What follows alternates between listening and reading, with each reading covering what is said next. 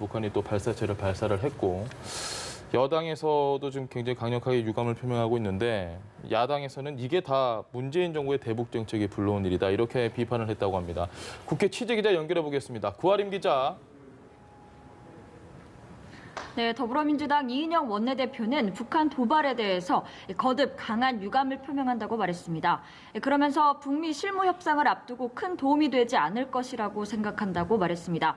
하지만 그러면서도 민주당 지도부는 김대중 노무현 전 대통령 추모 사진전에 참석해 문재인 대통령이 강조한 평화 경제 구상을 뒷받침하고 한반도 평화 번영 정책을 일관되게 추진하겠다는 의지를 드러내기도 했습니다. 또 민주당 이해식 대변인은 북한이 문 대통령의 경축사를 비난한 데 대해서 문 대통령을 직접 지칭하지 않아 수위 조절을 한 건 다행이라면서도 무례하고 도발적 언사는 한반도 미래에 바람직하지 않다고 밝혔습니다. 자유한국당 황교안 대표는 북한 도발에 대한 문재인 대통령의 침묵은 국군 통수권자로서 명백한 직무유기라고 비판했습니다.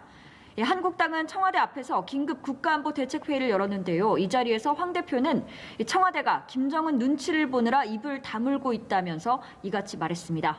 또 문 대통령의 광복절 경축사에 대해서는 평화 경제는 내용 없는 언어의 수사가 아닌가 걱정한다고 말했습니다. 바른미래당 오신환 원내대표도 문재인 정부의 대화 지상주의가 통미봉남을 넘어서 대한민국을 배제하는 통미배남을 불러왔다며 정부는 북한 도발과 대화 거부도 한반도 프로세스의 일환인지 답해야 한다고 촉구했습니다. 또 민주평화당은 북한이 문 대통령의 평화 경제에 조소로 답한 것 같아 안타깝다고 말했고 정의당은 북한에 대해 도발적 행태를 멈추고 대화의 장으로 나오라고 밝혔습니다. 네, 그리고 조국 법무부 장관 후보자를 둘러싸고 각종 의혹이 제기되고 있는데요. 인사청문회를 앞두고 긴장감이 고조되는 것 같습니다. 이 소식도 전해주시죠.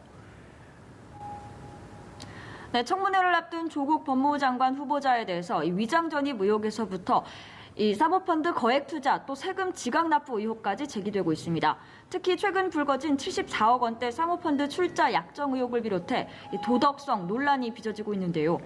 조 후보자는 출근길 취재진의 질문에 언론에서 여러 비판과 의혹을 제기하고 있는 것을 잘 알고 있다며 국회에 가서 소상하고 진솔하게 답변하겠다고 밝혔습니다.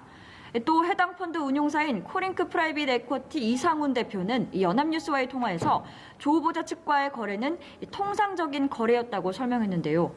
이에 대해 민주당 이인영 원내대표도 법적으로 문제가 없는 것으로 보인다며 결정적인 하자가 되지는 않을 것으로 생각한다고 밝혔습니다.